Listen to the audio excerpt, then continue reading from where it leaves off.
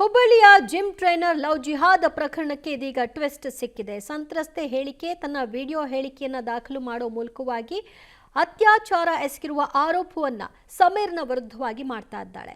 ಹೇಗೆ ಪರಿಚಯವಾಯಿತು ಮತ್ತು ನಂತರದಲ್ಲಿ ಆತನ ನಡವಳಿಕೆಗಳು ಹೇಗೆ ಬದಲಾಯಿತು ಮತ್ತು ಈ ವಿಡಿಯೋ ಮಾಡಿಕೊಂಡಿದ್ದಕ್ಕೆ ಆತ ಕೊಟ್ಟಂತಹ ಸಬೂಬೇನು ಇದೆಲ್ಲದರ ಬಗ್ಗೆ ಮಾತನಾಡಿದ್ದಾಳೆ.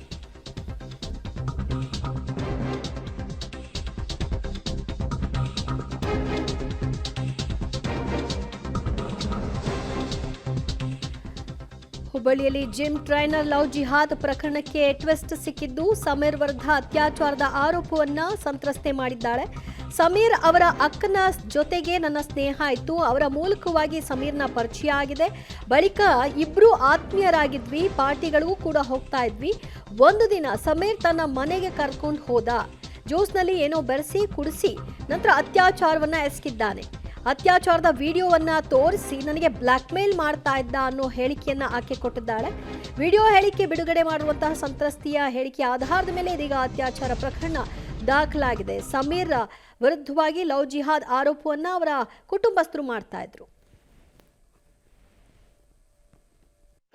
ಫಸ್ಟ್ ನನ್ನ ಫ್ರೆಂಡ್ ಇದ್ಲ, ಆಕಿಂದ ಪರಿಚಯ ಆದೆ. ನಾನು ಪರಿಚಯ ಆದಮೇಲೆ ಆಕಿ ಜಿಮ್ ಐತಿ ಮಸಲ್ ಫ್ಯಾಕ್ಟ್ರಿ ಅಂತ, ಅಲ್ಲಿ ಮಸಲ್ ಫ್ಯಾಕ್ಟ್ರಿಗೆ ಕರೆದ್ಲಕ್ಕಿ ನೀ ನಮ್ಮ ಬಾ ಜಿಮ್ ಮಾಡಂತ.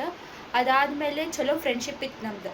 ಚಲೋ ಫ್ರೆಂಡ್ಶಿಪ್ ಇದ್ಮೇಲೆ ಅಲ್ಲಿ ಅವ್ರ ತಮ್ಮ ಇಂಟ್ರೊಡ್ಯೂಸ್ ಮಾಡಿಸಿದ್ರು ಸಮೀರ್ ಮುಲ್ಲಾ ಅಂತ. ಸಮೀರ್ ಮುಲ್ಲಾಗೆ ಇಂಟ್ರೊಡ್ಯೂಸ್ ಮಾಡಿಸಿ ಚಲೋ ಜಿಮ್ ಮಾಡಿಸ್ತಿದ್ದ. ಹಿಂಗೆ ಚಲೋ ಜಿಮ್ ಮಾಡಿಸ್ತಾನೆ, ಅವನ ಜೊತೆ ಜಿಮ್ ಮಾಡ ಹಿಂಗೆಲ್ಲ.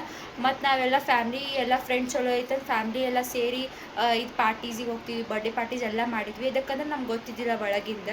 ಅದಾದಮೇಲೆ ಸ್ವಲ್ಪ ದಿನ ಆದಮೇಲೆ ಸಮೀರ್ ನಂಗೆ ಮನೆಗೆ ಕರೆದ್ಮೇಲೆ ನಂಗೆ ಬಾ, ನಂಗೆ ಪಿಕ್ ಮಾಡ, ಜಿಮ್ಮಿಗೆ ಹೋಗೋಣ ಅಂತ.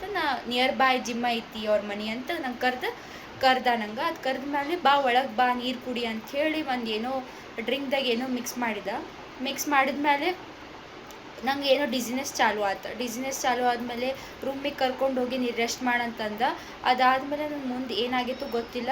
ಅದು ಇಂಟಮೆಸಿ ಏನು ಇತ್ತು ಗೊತ್ತಿಲ್ಲ. ಅದಾದಮೇಲೆ ನೆಕ್ಸ್ಟ್ ಡೇ ನಂಗೆ ತೋರಿಸಿದ ಅಂದ್ರೆ ವಿಡಿಯೋ ತೋರಿಸಿದ, ನಿನ್ನ ವಿಡಿಯೋ ನಾನು ಹಿಂಗೆ ಮಾಡೇನು ನೋಡು. ನಾ ಶಾಕ್ದಾಗಿದ್ಮೇಲೆ ನಾ ಹೇಳಿದೆ ಅವ್ನು ಮಾಡೋಕ್ಕೆ ಹೋಗ್ಬೇಡ ಪ್ಲೀಸ್, ಹಿಂಗೆ ಮಾಡೋ ಇಲ್ಲ, ನಿನ್ನ ಸೇಫ್ಟಿ ನನ್ನ ಕಡೆ ಇರ್ತೈತಿ, ನಾನು ಪ್ರೊಟೆಕ್ಟ್ ಮಾಡಿರ್ತೀನಿ ತಗೋ, ಯಾರಿಗೂ ಏನು ಹೇಳೋಂಗಿಲ್ಲ, ಬರೀ ನೀನು ನಂದಾಗಿರ್ಬೇಕು, ಅದಕ್ಕೆ ವಿಡಿಯೋ ಮಾಡಿಕೊಂಡೆ.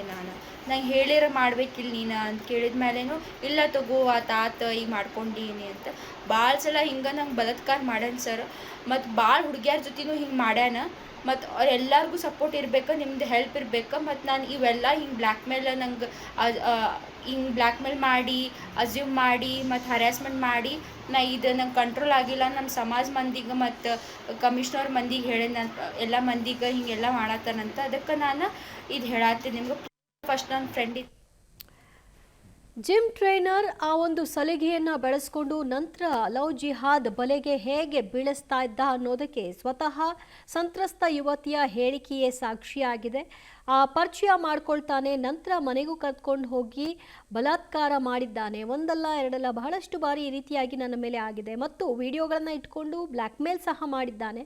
ನನ್ನೊಬ್ಬಳ ಕಥೆ ಇದಲ್ಲ, ಉಳಿದ ಹಿಂದೂ ಹೆಣ್ಣು ಮಕ್ಕಳಿಗೂ ಇದೇ ರೀತಿಯಾಗಿ ಆಗಿದೆ ಅನ್ನುವಂತಹ ವಿಚಾರವನ್ನು ಸ್ವತಃ ಸಂತ್ರಸ್ತ ಯುವತಿ ಮಾಡ್ತಾ ಇದ್ದಾಳೆ. ಸದ್ಯ ಸಮೀರ್ನ ವಿರುದ್ಧ ಗಂಭೀರ ಪ್ರಕರಣವನ್ನು ದಾಖಲು ಮಾಡಿಕೊಳ್ಳಲಾಗಿದೆ. ಈ ಕಡೆ ಸಮೀರ್ನ ಫ್ಯಾಮಿಲಿ ಕೂಡ ಭಿನ್ನ ಹೇಳಿಕೆಗಳನ್ನು ಕೊಡ್ತಾ ಇದೆ. ಆದರೆ ಇಲ್ಲಿ ಸಂತ್ರಸ್ತೆ ಕೊಡುವ ಹೇಳಿಕೆ ಏನಿತ್ತು ಅದು ಬಹಳ ಇಂಪಾರ್ಟೆಂಟ್ ಆಗಿತ್ತು.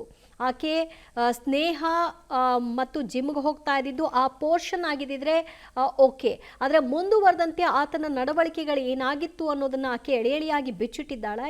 ಇದು ಬಹಳ ದೊಡ್ಡ ತಿರುವನ್ನು ಪಡ್ಕೊಳ್ತಿದೆ.